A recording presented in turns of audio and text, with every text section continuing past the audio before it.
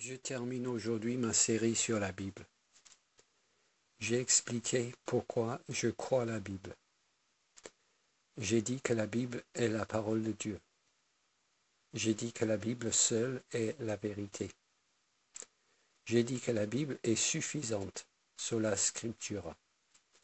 J'ai dit que la Bible est d'une nécessité absolue.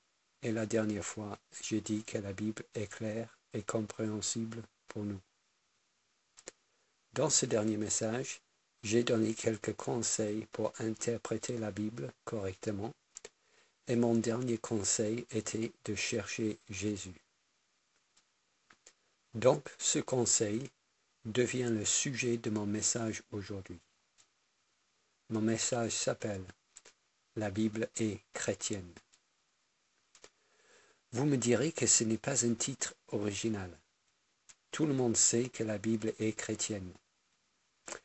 C'est sûr que tout le monde sait que le Nouveau Testament est chrétien.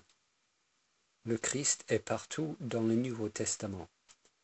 Mais l'Ancien Testament, est-il chrétien ou judaïque? Voit-on Jésus partout dans l'Ancien Testament? L'Ancien Testament pour nous, c'est Jésus ou Jéhovah?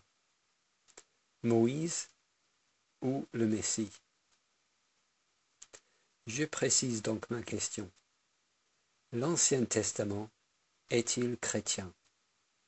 Parce que si l'Ancien Testament n'est pas chrétien, la Bible n'est pas chrétienne. L'Ancien Testament est-il chrétien? Voit-on Jésus partout dans l'Ancien Testament? Jésus dit que l'Ancien Testament parle de lui.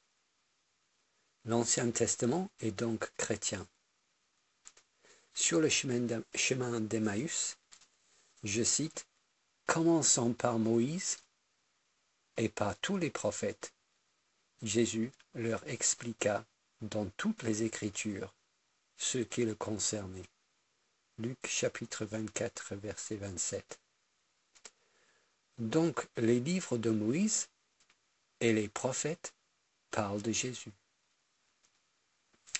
Mais le livre de Moïse, c'est la création du monde. C'est le déluge. C'est la tour de Babel. C'est Sodome et Gomorrhe. Abraham, Isaac, Jacob, Joseph, la sortie d'Égypte, la conquête de la terre promise. Ce sont des livres d'histoire du peuple juif. Mais Jésus dit que ces histoires parlent de lui. Comment est-ce que c'est possible? Je vais essayer de le montrer dans ce message. Premièrement, je vais montrer que l'Ancien Testament n'est pas un livre moral. Deuxièmement, je vais montrer que Jésus est au centre de l'Ancien Testament. Et troisièmement, je vais montrer que Jésus est dans les détails de l'Ancien Testament. Donc, mon premier point, l'Ancien Testament n'est pas un livre moral. Vous connaissez les fables de La Fontaine. Ce sont des fables morales. Chaque histoire transmet une leçon morale pour nous. Il y a des exemples à suivre et d'autres à ne pas suivre. Souvent nous lisons la Bible, et surtout les histoires de l'Ancien Testament, comme on lit une fable morale. Nous voyons les histoires de Noé, d'Abraham, de Jonas par exemple, comme autant d'histoires qui nous donnent des exemples à suivre ou à ne pas suivre. Mais si l'Ancien Testament est un livre sur Jésus, il n'est pas un livre moral. Je crois que si nous comprenons les histoires de la Bible comme des exemples à suivre et d'autres à ne pas suivre, nous ratons l'essentiel de la Bible. C'était mon dernier point dans mon message précédent. Si on lit la Bible en ratant l'essentiel, on ne l'a pas interprétée correctement. L'Ancien Testament n'est pas une série d'histoires morales. L'Ancien Testament n'a pas été écrit pour que nous tournions nos regards sur nous-mêmes, mais pour que nous tournions nos regards sur Jésus. L'histoire de Noé, d'Abraham, de Jonas ne sont pas des histoires morales pour nous. Ce sont des histoires sur Jésus. Donc, je dis, avec John Piper, que si vous entendez un message qui vient de l'Ancien Testament avec lequel un juif serait d'accord, ce n'est pas un message chrétien. Mais vous me direz peut-être, où est le problème avec le fait de tirer une leçon morale pour nous de l'Ancien Testament? Le problème est que Jésus dit que ces histoires parlent de lui, pas de nous. Jean chapitre 15, verset 39, Jésus dit, « Vous sondez les Écritures, en parlant aux pharisiens, vous sondez les Écritures parce que vous pensez avoir en elles la vie éternelle. Ce sont elles qui rendent témoignage de moi. » Si nous n'interprétons pas ces passages comme des histoires sur Jésus, nous interprétons mal la Bible. Ensuite, une histoire morale n'est pas une histoire chrétienne. Le moralisme n'est pas le christianisme. Les fables de La Fontaine ne sont pas l'Évangile. Le moralisme ou le légalisme dit que si vous avez un comportement moral, Dieu sera content de vous. Mais ceci est faux. Pourquoi? Parce que le moraliste ne voit pas son besoin d'un sauveur. Les pharisiens, d'excellents moralistes, croyaient faire plaisir à Dieu en respectant les règles de l'Ancien Testament. Mais Jésus dit que le moralisme les a complètement aveuglés sur le message de l'Ancien Testament. Vous sondez les Écritures parce que vous pensez avoir en elles la vie éternelle, et ce sont elles qui rendent témoignage de moi. Le moralisme est un poison, parce que le moraliste ne voit pas son besoin d'un sauveur. Il se croit juste. Mais la Bible est là pour nous montrer qu'un seul est juste. Loin de prêcher le moralisme, l'Ancien Testament a été donné pour nous montrer notre incapacité à observer la loi, notre incapacité à être moral, et donc notre besoin d'un sauveur. C'est justement l'opposé du moralisme. L'Ancien Testament n'a pas été donné pour former des petits pharisiens, mais pour nous pousser vers Jésus. C'est le contraire du moralisme, c'est le christianisme. Deuxièmement, c'est faux, le moralisme est faux parce que le moraliste croit que Dieu lui est redevable. Il pense avoir respecté ses engagements, plus ou moins, comme il faut. Maintenant, il attend sa récompense.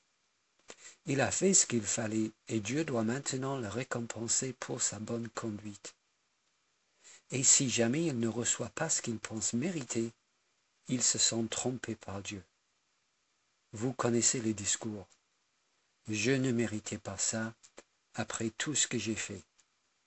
C'est le discours du moraliste. C'est une attitude légaliste, pas une attitude chrétienne. Je pense que nous devons faire très attention à ne pas transmettre un message moral à nos enfants dans l'école du dimanche. C'est une vraie tentation. Souvent, on enseigne aux enfants que puisque Jésus a obéi à ses parents, les enfants aussi doivent obéir à leurs parents. En faisant cela, nous créons un légaliste.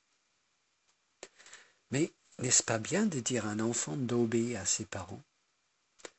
Non, si notre message se résume à « il faut obéir à ses parents et Dieu sera content de toi », sans parler du péché et d'un sauveur. Dans ce cas-là, nous créons des petits légalistes qui essaient de faire le bien et qui ne voient pas le besoin de Jésus. Ce n'est pas un message chrétien. Ce n'est pas ça l'Évangile. Le message chrétien dit « tu ne peux pas faire le bien. Tu ne peux pas respecter les règles. C'est impossible parce que tu es fondamentalement mauvais. mais Jésus l'a fait pour toi. Un pasteur américain raconte que sa fille de 10 ans avait fait une bêtise et qu'il avait disputé. Le soir, quand il la mettait au lit et ils prient ensemble, elle a commencé à pleurer. Et elle a dit, « Papa, c'est trop dur d'être chrétien. Je n'arrive pas. » Il a dit que c'était le plus beau moment de sa vie, car c'est à ce moment-là qu'il a pu lui expliquer l'Évangile. « Mon enfant, personne ne peut le faire. C'est trop dur pour nous tous. Voilà pourquoi Jésus l'a fait pour nous. » Le message du christianisme, donc l'Évangile, n'est pas « Dieu veut que tu t'améliores ».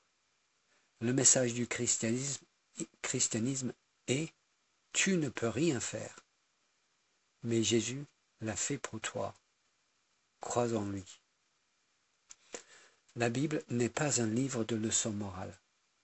L'Ancien Testament n'est pas un livre d'aide personnelle.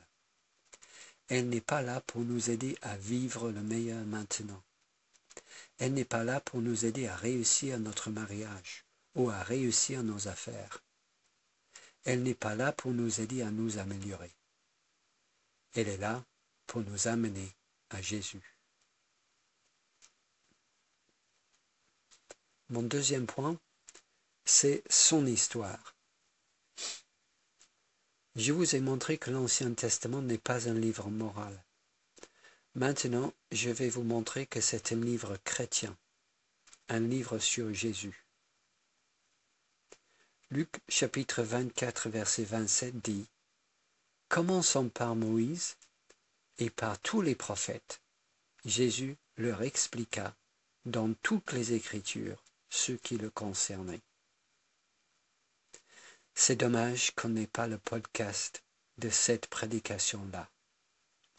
Une prédication parfaite, donnée par Jésus, sur Jésus, à partir de l'Ancien Testament. Génial. Malheureusement, vous n'avez que moi. Voici ce que je pense que Jésus aurait pu leur dire dans son message. Commençons donc avec Moïse. Commençons par le début. Dans le premier chapitre de la Genèse, Dieu crée le monde en 6 jours, et Dieu dit que tout ce qu'il a créé est bon. Puisque dans Genèse 1, Dieu dit que sa création est très bonne, quelque part, après chapitre 1, et avant le chapitre 3, le diable a dû se rebeller contre Dieu. Donc, jugé et banni déjà du paradis, il apparaît sous la forme d'un serpent dans le jardin d'Éden pour se venger. Il est là pour détruire l'œuvre de Dieu, pour faire désobéir Adam et Ève. Vous connaissez l'histoire. Adam et Ève écoutent le diable, ils croient le diable, ils font confiance aux paroles du diable plutôt qu'aux paroles de Dieu, et ils mangent le fruit, et donc pêchent pour la première fois. C'est ce que nous appelons la chute de l'homme. Et ils entraînent dans leur chute toute l'humanité jusqu'à la mort. Le diable a-t-il alors réussi à se venger de Dieu? Dieu a-t-il perdu le contrôle de la situation? Non, pas du tout. Car ensuite, nous voyons les jugements de Dieu qui tombent. Le diable est jugé une deuxième fois. Il a été jugé au ciel, et il est jugé et maudit ici sur la terre.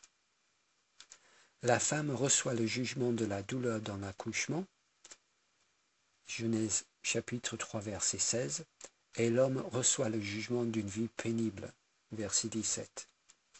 Mais pour ce message, c'est surtout le jugement sur le diable qui m'intéresse. L'Éternel Dieu dit au serpent, « Puisque tu as fait cela, tu seras maudit entre tout le bétail et entre tous les animaux des champs. Tu marcheras sur ton ventre et tu mangeras de la poussière tous les jours de ta vie. » Tout d'abord, Dieu juge l'animal, le serpent. Mais pourquoi juge-t-il l'animal? Satan est entré dans le serpent, certes, mais l'animal n'y était pour rien, car un animal n'a pas de conscience. Eh bien, je crois que le serpent a été jugé pour montrer à Adam et Ève que Dieu vaincra le diable. Aujourd'hui, quand on voit un serpent ramper sur le ventre, la tête dans la poussière, c'est un rappel pour tous que Dieu a jugé Satan. Ensuite, Dieu juge Satan qui a utilisé l'animal. Il dit au diable, verset 14, « Je mettrai inimité entre toi et la femme, entre ta postérité et sa postérité.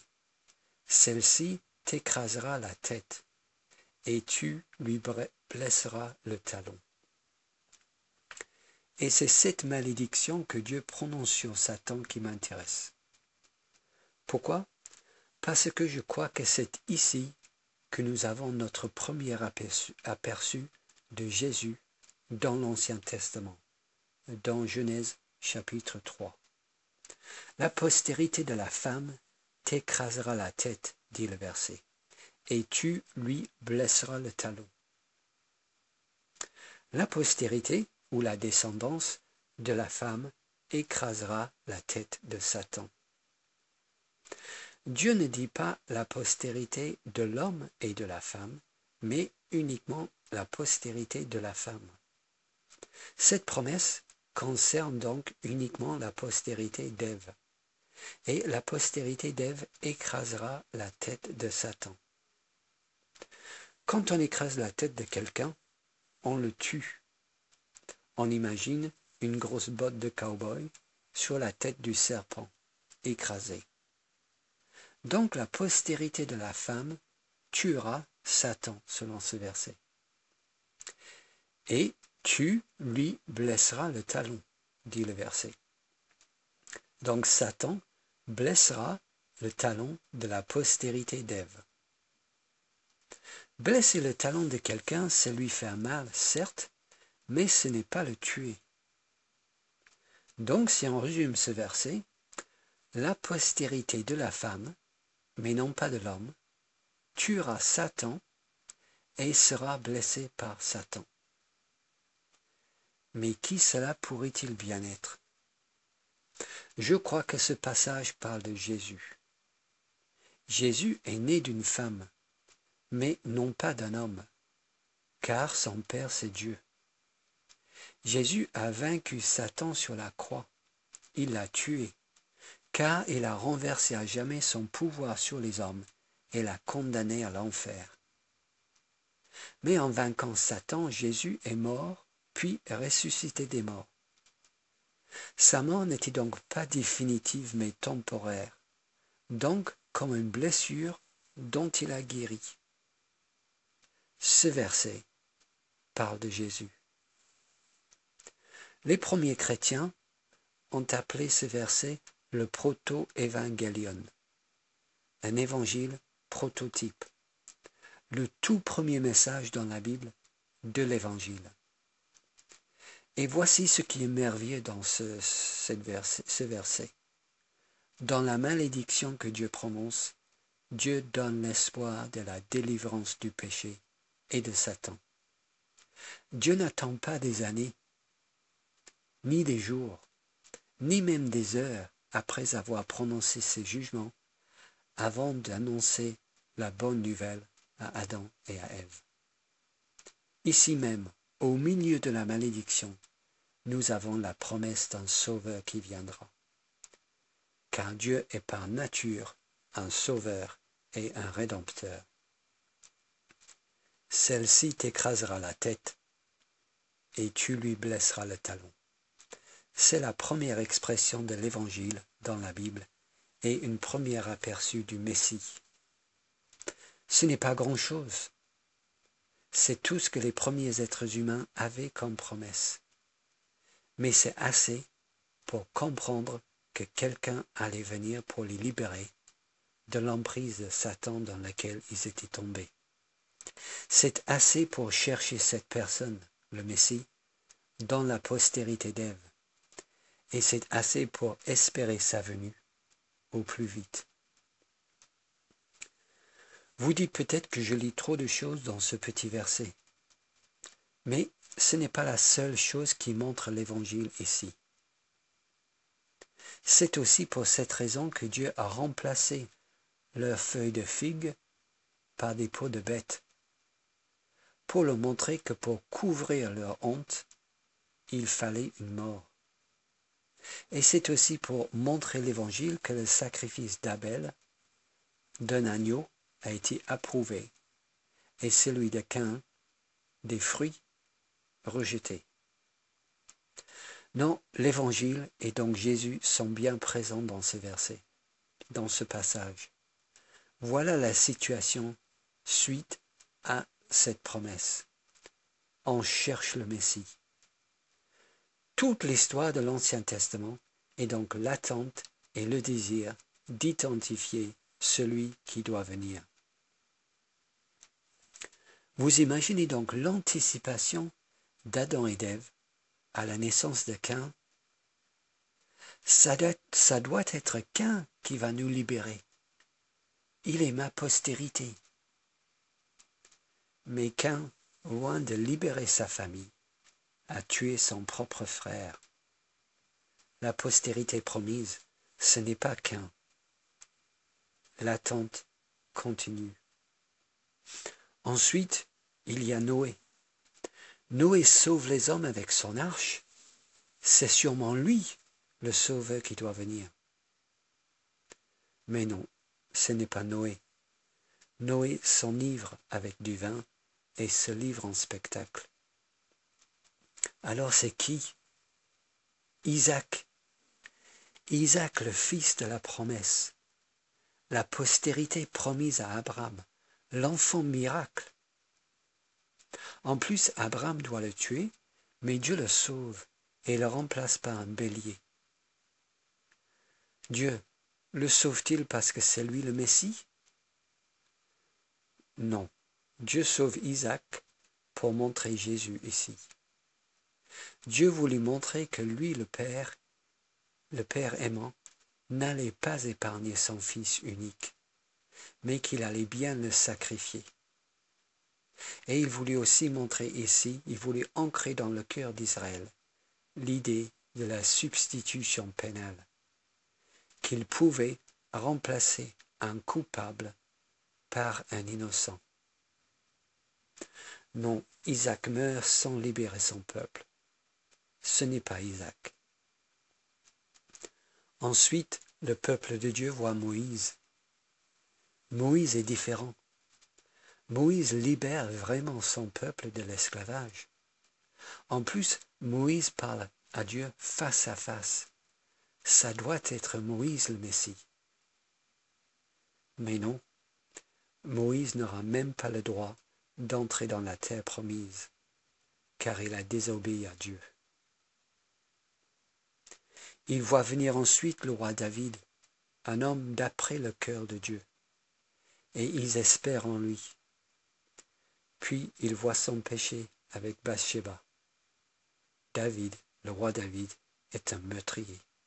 Ce n'est pas David, le Sauveur.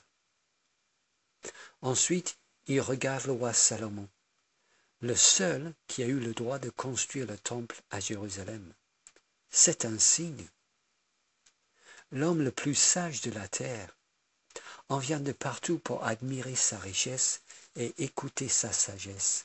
C'est un signe. C'est l'âge d'or de l'histoire d'Israël. Un royaume uni, en paix et prospère. Ça doit être Salomon le Sauveur. Salomon serait parfait en Messie. Il a tout ce qu'il faut. Sauf que Salomon adore de faux dieux sous l'influence de ses concubines. Ce n'est pas Salomon le Messie. Non, le peuple regarde et observe de près, mais ils le font en vain, car aucun de ses descendants d'Ève n'est le sauveur promis à Adam et à Ève. Personne n'est à la hauteur. Mais tous ont comme rôle à jouer de montrer Jésus. Puisqu'ils échouent tous, ils ont comme fonction de prolonger l'attente et de pousser les regards du peuple de Dieu vers l'avenir. Derrière leur échec est l'ombre de Jésus. Certes, ils ont tous échoué, mais ne vous inquiétez pas, un jour viendra celui qui n'échouera pas. En lisant ces histoires de ces hommes, on doit chercher quelqu'un de plus excellent.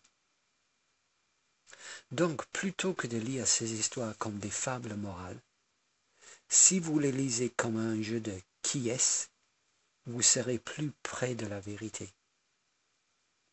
1 Pierre chapitre 1 verset 10 dit « Les prophètes, qui en prophétisent en touchant la grâce qui vous était réservée, ont fait de ce salut l'objet de leurs recherches et de leurs investigations, voulant sonder l'époque et les circonstances marquées par l'Esprit de Christ qui était en eux. » Jésus est le fil conducteur de l'Ancien Testament. Tout tourne autour de lui. Et comment ne pas penser à Noël en disant cela? C'est le temps de l'année où nous allons fêter l'arrivée enfin du Messie. Mais je crois que c'est avec les paroles de Philippe que la boucle est vraiment bouclée. Philippe rencontra Nathanaël et lui dit « Nous avons trouvé celui de qui Moïse a écrit dans la loi et dont les prophètes ont parlé. C'est Jésus de Nazareth. » Jean chapitre 1, verset 45. L'Ancien Testament, c'est son histoire. L'Ancien Testament parle de Jésus. Et mon dernier point, ce sont ces histoires. Je vous ai montré que Jésus est le sujet qui transcende l'Ancien Testament. Maintenant, je vais vous montrer qu'il est dans les détails de l'Ancien Testament. Il est non seulement le fil conducteur de l'Ancien Testament, mais il est aussi les annotations en bas de page. Il est dans la grande histoire et il est dans les petites histoires individuelles. Jésus dit dans Jean chapitre 5 verset 46, « En effet, si vous croyez Moïse, vous me croirez aussi, puisqu'il a écrit à mon sujet. » J'aurais pu prendre une dizaine d'exemples, mais je me limite à l'exemple d'Abraham. Pourquoi? Parce que c'est une histoire où Jésus n'est pas immédiatement présent. D'ailleurs, vous l'avez vu quand vous avez lu le passage? Dieu fait alliance avec Abraham dans ce passage. C'est un accord solennel et légalement contraignant. Je parle du passage de Genèse chapitre 15. Or, dans une alliance, Dieu fait alliance avec Abraham dans ce passage. C'est un accord solennel et légalement contraignant. Or, dans une alliance militaire à l'époque, un puissant faisait alliance avec un moins puissant pour s'assurer de sa fidélité. On appelle ça une suzeraineté. Un grand roi, le suzerain, fait un traité avec un roi moins puissant, le vassal. Le suzerain accorde sa protection au vassal et le vassal accorde son allégeance, donne son allégeance au suzerain. Les deux parties s'engagent dans l'alliance. La rupture de l'alliance entraîne les punitions, souvent la guerre. Ce qu'il faut savoir, c'est que lorsque les peuples de l'époque biblique faisaient une alliance ensemble, ils ne signaient pas de papier comme nous le faisons aujourd'hui. La culture d'Abraham n'était pas une culture d'écriture comme la nôtre. Nous écrivons un contrat et signons pour nous engager à le respecter. Mais dans les temps d'Abraham, on ne faisait pas comme nous. Il proclamait les conditions de l'alliance. Ensuite, il jouait, comme dans un rituel, les malédictions promises dans l'alliance à celui qui ne respectait pas l'alliance. C'est un peu la même chose que font les enfants? C'est un peu la même chose que font les enfants pour s'engager envers un camarade. Croix de bois, croix de fer, si je mens, je vais en enfer. L'idée que l'enfant montre en faisant le signe de la croix est, et en disant ces paroles, si je t'ai menti, que la malédiction de l'enfer s'abat sur moi. Les deux parties donc jouaient les termes de l'alliance. Et c'est seulement si les deux parties étaient d'accord sur les termes et jouaient les termes que l'alliance était ratifiée. Voilà ce que nous voyons dans ce passage. Dieu va faire une alliance avec Abraham. Voici donc le rituel de l'alliance. Verset 9, Genèse 15, verset 9. Prends une génisse de 3 ans, une chèvre de 3 ans, un bélier de 3 ans, une tourterelle et une jeune colombe. Abraham prit tous ces animaux, les coupa par le milieu et mit chaque morceau l'un vis-à-vis de l'autre. Mais il ne partagea point les oiseaux. Les oiseaux de proie s'abattirent sur les cadavres et Abraham les chassa. Abraham sait ce qui se passe. Il a l'habitude de cette coutume, mais nous ne l'avons pas. Abraham prend donc les animaux et les coupe en deux et dispose chaque moitié par terre en ligne et dispose les autres moitiés par terre en ligne en face, avec un petit chemin pour marcher entre les deux lignes d'animaux. Ceci signifie que la rupture de cette alliance entraînerait donc la malédiction de mourir et en plus d'être découpé, retranché et livré aux bêtes. Autrement dit, celui qui s'engage dans cette alliance dit « Si jamais je romps cette alliance, que je meure et que je sois retranché du peuple de Dieu. » Voilà ce que la mort et la découpe des animaux signifient ici. Et nous voyons la même chose ailleurs dans la Bible. Dans le livre de Jérémie, chapitre 34, verset 18, Dieu dit « Je livrerai les hommes qui ont violé mon alliance qu'ils avaient fait devant moi, en coupant un veau en deux et en passant entre ses morceaux. Je livrerai tout le peuple du pays, qui ont passé entre les morceaux du veau. Je les livrerai entre les mains de leurs ennemis, et leurs cadavres serviront de pâture aux oiseaux du ciel et aux bêtes de la terre. » Voici donc le contexte de cette alliance. Abraham a disposé les morceaux d'animaux, et lui et Dieu doivent passer entre les morceaux pour ratifier l'alliance. C'est le moment de signer en quelque sorte. Mais dans notre passage, il arrive quelque chose d'extraordinaire. Un profond sommeil tombe sur Abraham. C'est marqué « Au coucher du soleil, un profond sommeil tomba sur Abraham. Et voici une frayeur et une grande obscurité vinrent l'assaillir. Or, cette obscurité n'est pas la nuit. C'est une obscurité accompagnée d'une frayeur. C'est une obscurité surnaturelle. Mais regardez ce qui se passe ensuite, verset 18. Quand le soleil fut couché, il y eut une obscurité profonde. Et voici ce fut une fournaise fumante, et des flammes passèrent entre les animaux partagés. En ce jour-là, l'Éternel fit alliance avec Abraham. Donc, pendant qu'Abraham dort, une fournaise fumante et des flammes passent entre les morceaux d'animaux. Cette fournaise n'est pas Abraham, c'est Dieu.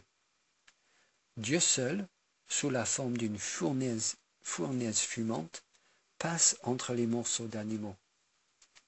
Dieu seul joue les malédictions de l'alliance. Abraham ne le fait pas. Comment en être si sûr? Eh bien parce qu'Abraham dort. Dieu seul passe entre les animaux. C'est Dieu le seul signataire de cette alliance. Dieu signe pour les deux. Alors cela signifie quoi? Cela signifie que Dieu s'engage envers Abraham seul. Abraham ne s'engage pas dans cette alliance. Il dort. Dieu assume seul toutes les malédictions de cette alliance. Il dit, Abraham, si je ne fais pas de toi une grande nation, que je sois le seul à mourir et à être retranché et livré aux bêtes. Dieu ne demande rien à Abraham. Il l'a fait dormir. Abraham ne récupère que les bénédictions de cette alliance. Les malédictions sont pour Dieu seul. Dieu seul court dans cette alliance le risque de mourir et d'être retranché et livré en spectacle aux bêtes. Et mes amis, c'est bien arrivé, c'est ce qui est arrivé. Dieu est mort et Dieu a été retranché et livré en spectacle. Sur la croix, Jésus a été enveloppé d'une obscurité profonde, comme Abraham ici. Jésus a été assailli d'une frayeur, comme ici. Il a été livré aux rapaces, c'est-à-dire aux gens qui se moquaient de lui. Jésus est mort et il a été retranché de la terre des vivants. Il a été retranché, sectionné, découpé, rejeté de son peuple. Et, comble de l'horreur, il a été retranché et rejeté aussi de son Père. Jésus est devenu la malédiction, pendu et livré en spectacle à tous. Ce qui se passe dans ce passage est donc un type de ce que Jésus fera plus tard. Il s'engagera seul pour nous. Il gardera l'alliance seul parce qu'il sait que nous ne pouvons pas le faire. Quand Jésus meurt, en quelque sorte, nous dormons. Il signe seul le contrat de notre salut. Il a pris seul la malédiction pour nous donner la bénédiction d'Abraham. Comme le dit Paul dans Galates 3, verset 13, Jésus-Christ l'a fait pour que, grâce à lui, la bénédiction d'Abraham s'étende aux non-juifs et que nous recevions par la foi l'Esprit que Dieu avait promis. C'est la version Sommer. Ce passage est sur Jésus. Le héros de ce passage n'est pas un Abraham fatigué et endormi, mais un beaucoup plus excellent qu'Abraham.